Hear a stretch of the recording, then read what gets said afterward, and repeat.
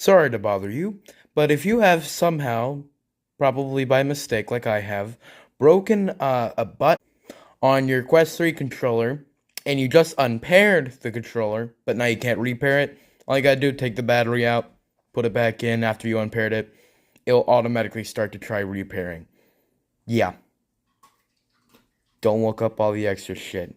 If you found this while looking through stuff by mere coincidence, or your controller's just been sitting in the middle of nowhere, suffering in a cold, dark pit, but being able to use when you never could notice, here's your fix.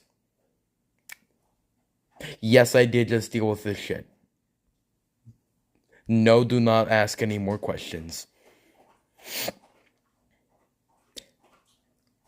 Bye.